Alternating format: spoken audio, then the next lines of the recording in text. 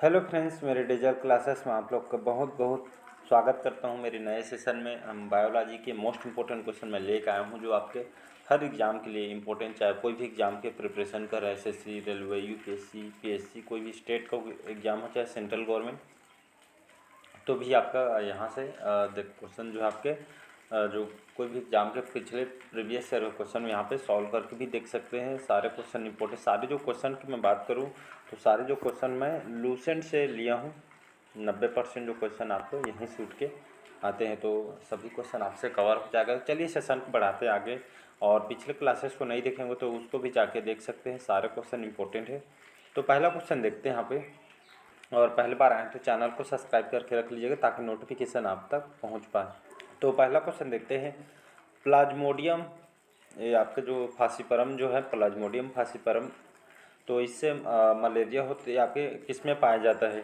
तो आपके जीवाणु में, विषाणु में, प्रोटोजोन या आपके कवक में। इसको प्रोटोजन, इसको प्रोटोजोआ भी कहा जाता है। तो इसको याद रखिए। एक आपका प्लाज्मोडियम जो है प्रोटोजोआ स्वयं का एक प्राणी है। प्लाज्मोडियम से बहुत सारी जो जातियों को मलेरिया परजीवी भी कहते हैं, क्योंकि इससे जो होता है आपके प्लाज्मोडियम से आपके ये मनुष्य में मलेरिया रोग उत्पन्न करता है। कई बार एग्जाम में क्वेश्चन पूछा है, तो मोस्ट इंपॉर्टेंट है। इससे करेक्ट आंसर जो हो जाएगा प्रोटोजोन। इसको प्लाज्मोडियम की वजह से यहाँ पे मलेरिया रोग इससे उत्पन्न होता है। तो इसको याद रखें। जो आपका प्लाज्मोडियम है, एक तरह का आपका जो आपका वो है जो आपका प्रोटोजोआ एक संघ प्राणी है, इसके माध्यम से होता है। तो इसको याद रखिएगा। इसका सी ऑप्शन करेक्ट आंसर हो जाएगा। अगला क्वेश्चन देखते हैं। अगला क्वेश्चन है, निम्नलिखित कौन सा एक कीटाहारी पादप है? तो फैशन फ्लावर पादप, पैशन फ्लावर, घटपर्णी, रात की रानी या फ्लेम ऑफ द फॉरेस्ट। तो इसका करेक्ट आंसर हो जाएगा घटपर्णी। बी ऑप्शन करेक्ट आंसर हो जाएगा। तो एक आपका कीटाहारी पादप है, एक तरह का जो घटपर्णी एक पौधा है, और ये हरा होता है और आपके प्रकाश संश्लेषण भी करता है, और यहाँ पे जो कीड़ा वगैरह है, कीड़ों को आपका खाता है। तो इसको याद रखिएगा। और ये आपका जो घटपर्णी जो पौधा है, आपके इससे जो मिट्टी से अपने सभी पोषक तत्व यहाँ से प्राप्त नहीं करता है। तो इसको एक तरह का पौधा है। तो इसको कीटाहारी मतलब अपना भोजन, कीट वगैरह को ये आपका भोजन बनाता है। तो इसका करेक्ट आंसर हो जाएगा घटपर्णी, याद रखिएगा। अगला क्वेश्चन देखते हैं। अगला क्वेश्चन देखते हैं। सिनकोनों की छाल से प्राप्त औषधि को मलेरिया के उपचार के लिए प्रयुक्त किया भी जाता है। तो जिस कृत्रिम औषधि ने इस प्राकृतिक उत्पाद को प्रतिस्थापित किया, वह है आपके क्लोरोमाइसेटिन, क्लोरोक्विनिन, टेट्रासाइक्लिन या एम्पिसिलिन। इसका करेक्ट आंसर हो जाएगा क्लोरोमाइसिटिन। यह आपके जो सिनकोना जो छाल है, इससे प्राप्त एक जो मलेरिया रोग से यहाँ पे औषधि मलेरिया के उपचार के जिसको उपयोग किया जाता है। तो आपके कृत्रिम औषधि ने यहाँ इस प्राकृतिक उत्पाद को प्रस्थापित किया है, आपका क्लोरोमाइसिटिन है। तो इसको याद रखिए। सिनकोने जो छाल से इसको बनाया जाता है, और आपका सदाबहार पादप है, और झाड़ी वगैरह ऊंचे वृक्ष के रूप में इससे पाई जाती है। और ये आपके इनके जो छाल से पुनन से नामक ये आपके औषधि प्राप्त की जाती है, जो मलेरिया ज्वर की दवा के लिए इसको उपयोग किया जाता है। कई बार एग्जाम में भी क्वेश्चन पूछ चुका है, तो इसको याद रखिएगा।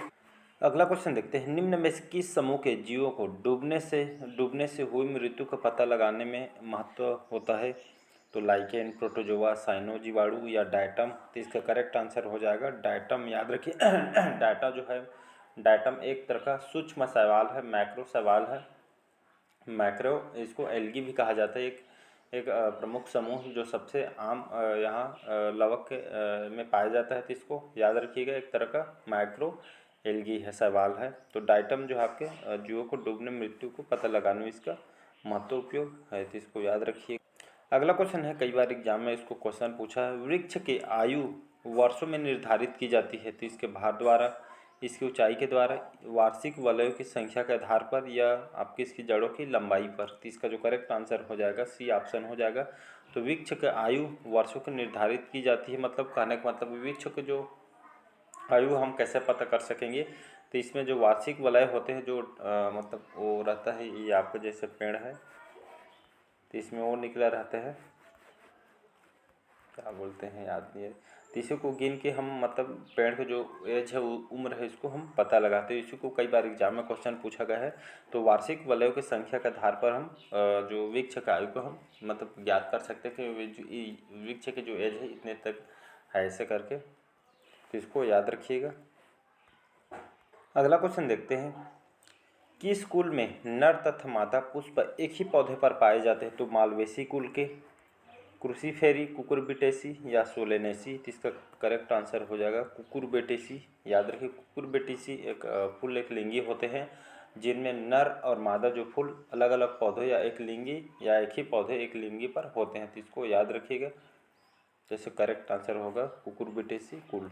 अगला क्वेश्चन देखते हैं, भोजन विषाक्त के लिए निम्न में से कौन सा उत्तरदायी है। तो मतलब जो भोजन अगर खराब होता है इसके लिए कौन सा जो जीवाणु या बैक्टीरिया इसके लिए जिम्मेदार होता है। तो भोजन विषाक्त के लिए निम्न में से कौन सा उत्तरदायी है। तो जैंथोमोनास सिट्री, क्लस्ट्रीडियम बोटुलिनम या एसारकिया कोली या फ्रैंकिया। तो इसका करेक्ट आंसर हो जाएगा आपका क्लस्ट्रीडियम जो बोटुलिनम है। ये आपका भोजन को खराब करता है, नुकसान करता है, इसकी विषाक्तता यहाँ पे संचारित होती है। तो क्लास्ट्रोडियम बोटुलिनम इसको याद रखिए, आपके उत्तरदायी होता है भोजन विषाक्त के लिए।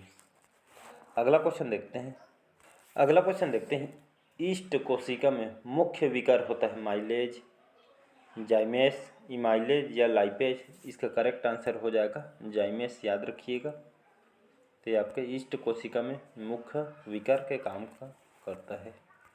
अगला क्वेश्चन देखते हैं, रेजिन व तारपिन प्राप्त किया जाता है। रेजिन और तारपिन तेल नाम सुने होंगे, ये आप किससे प्राप्त किए जाते हैं। तो बीज से, पाइनस से, साइकस से या एबिस से। तो इसका जो करेक्ट आंसर हो जाएगा पाइनस का एक पौधा होता है। सी ऑप्शन करेक्ट आंसर हो जाएगा। ये आपका बी ऑप्शन पाइनस। तो रेजिन व तारपिन का जो तेल, ये आपका तेल है जो हम पेंट वगैरह करने में उपयोग करते हैं। तो आपका रेजिन और तारपिन जो तेल है आप तो कहाँ से प्राप्त किया जाता है। पाइनस का जो पौधा है जिसको याद रखिएगा। तो आपके पाइनस के पौधे से आपका प्राप्त किया जाता है। तो इसको याद रखिएगा। इसके जो करेक्ट आंसर हो जाएगा बी ऑप्शन हो जाएगा। तो इस पौधा से प्राप्त किया जाता है। अगला क्वेश्चन देखते हैं, निम्न में से परजीवी पौधा कौन सा है। परजीवी मतलब पर पे आश्रित होना परजीवी कहलाता है। तो घटपर्डी, अमरबेल, ब्लेड वट, सूरजमुखी। इसका करेक्ट आंसर हो जाएगा अमरबेल। करेक्ट आंसर हो जाएगा। ये आपका परजीवी पौधा है।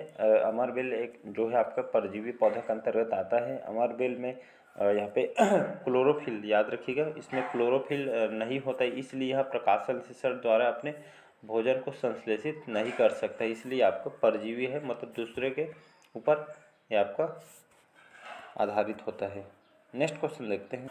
अगला क्वेश्चन देखते हैं, पत्तियों में स्टार्च की उपस्थिति के परीक्षण के लिए प्रयोग में लाया जाने वाला अभिकर्मक होता है आयोडीन विलयन, फेलिक्स विलयन, बेनेडिक्ट विलयन या मिलनस अभिकर्मक। इसका जो करेक्ट आंसर हो जाएगा आयोडीन विलयन। तो इसको याद रखिए। तो परीक्षण पत्तियों पर आयोडीन विलयन की कुछ बूंदें यहाँ पे डालकर हम स्टार्च की उपस्थिति का परीक्षण हम कर सकते हैं। तो आयोडीन विलयन इसको याद रखिए। पत्तियों में स्टार्च की उपस्थिति परीक्षण के लिए हम इस प्रयोग में लाए जाते हैं, तो इसको याद रखिएगा। अगला क्वेश्चन देखते हैं, प्रकाश संश्लेषण में पौधों द्वारा निम्न में से कौन सी गैस उपयोग की जाती है। तो अमोनिया, कार्बन डाइऑक्साइड, टाइलिन या पेप्सिन। इसका जो करेक्ट आंसर हो जाएगा CO2 कार्बन डाइऑक्साइड। इसको CO2 भी कहा जाता है, कई भी एग्जाम में क्वेश्चन पूछा गया है। तो प्रकाश संश्लेषण की जो प्रक्रिया तब होती है जब हरे पौधे प्रकाश की ऊर्जा का इस्तेमाल करते हैं, मतलब कार्बन डाइऑक्साइड और पानी आपका H2O कार्बोहाइड्रेट में बदलने के लिए होता है। तो इसको याद रखिएगा। जो कार्बन डाइऑक्साइड है CO2 और पानी H2O को कार्बोहाइड्रेट में बदलने के लिए करते हैं। तो इसको याद रख, प्रकाश संश्लेषण द्वारा कौन सी गैस उपयोग की जाती है। तो जो कार्बन डाइऑक्साइड है आपको आंसर लेना है। तो एग्जाम में कई बार में क्वेश्चन पूछ चुका है। अगला क्वेश्चन है, पौधों में द्रुत जल अवशोषण है, निष्क्रिय अवशोषण होता है, सक्रिय अवशोषण, पराशरण द्वारा जल अवशोषण होता है या डी है इनमें से कोई नहीं। इसका जो करेक्ट आंसर हो जाएगा ए ऑप्शन। तो पौधों में द्रुत जल अवशोषण आपके निष्क्रिय अवशोषण होता है। अगला क्वेश्चन है मोस्ट इम्पोर्टेंट है, कई बार एग्जाम में क्वेश्चन पूछ चुका है, याद रखिए। तो कोशिकीय शोषण, जो कोशिका होते हैं आपके, शोषण कहाँ से करती है, शोषण क्रिया कहाँ से होती है इसकी? केंद्रक से, कोशिका द्रव्य, माइटोकॉन्ड्रिया में या हरित लवक में? तो इसका करेक्ट आंसर हो जाएगा माइटोकॉन्ड्रिया, इसका करेक्ट आंसर हो जाएगा। तो कोशिका अपना शोषण जो काम है, शोषण क्रिया कहाँ से होती है? तो माइटोकॉन्ड्रिया से होती है। तो शोषण में यहाँ पे जो मुख्य अंग जो आपका माइटोकॉन्ड्रिया होता है, और इसी के कारण कोशिका को इसको पावर हाउस कहते हैं। इसको याद है, कई बार एग्जाम में क्वेश्चन पूछ चुका है। पावर हाउस किसको कहा जाता है? तो माइटोकॉन्ड्रिया को कहा जाता है। तो कोशिका के पावर हाउस के रूप में इसको जाना जाता है। इस कोशिकांग से कितना 32 एटीपी ऊर्जा बनती है, जिसको भी याद रखिएगा। अगला क्वेश्चन देखते हैं, प्रोटीन एवं वसा दोनों की प्रचुरता किसमें पाई जाती है? तो प्रोटीन और वसा की सबसे ज़्यादा मात्रा किसमें प्रचुरता पाई जाती है? तो नारियल में, मूंगफली में, सोयाबीन में या सूरजमुखी में? इसका करेक्ट आंसर देखें तो मूंगफली में पाई जाती है सबसे ज़्यादा। हमारे राज्य में कहाँ कहाँ आपके गुजरात हो गया, राजस्थान, एमपी वगैरह, जो उड़ीसा, छत्तीसगढ़ वगैरह है, तो यहाँ पे सबसे ज़्यादा मूंगफली पाई जाती है। तो इसको याद रखिए। तो प्रोटीन और वसा ये दोनों की मात्रा, दोनों की प्रचुरता किसमें पाई जाती है? तो आपके मूंगफली में पाई जाती है। तो इसका करेक्ट आंसर हो जाएगा मूंगफली।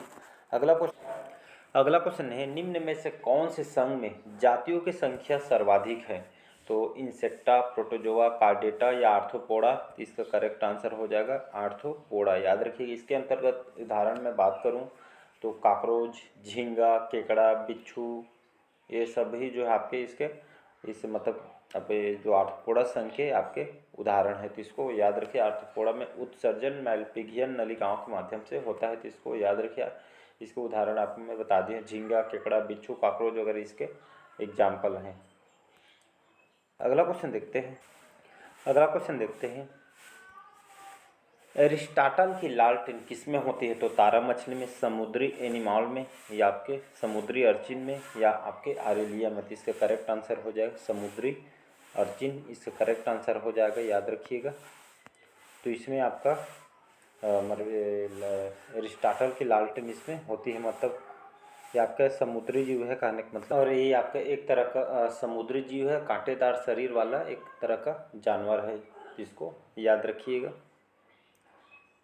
अगला क्वेश्चन देखते हैं, चमगादड़ अंधेरे में उड़ सकते हैं क्योंकि इनमें तीव्र दृष्टि होती है, या तीव्र घ्राण क्षमता होती है, उच्च आवृत्ति तरंगे और उत्पन्न करने की क्षमता होती है, या अपने द्वारा उत्पन्न उच्च आवृत्ति ध्वनि की प्रतिध्वनि ग्रहण करने की क्षमता होती है?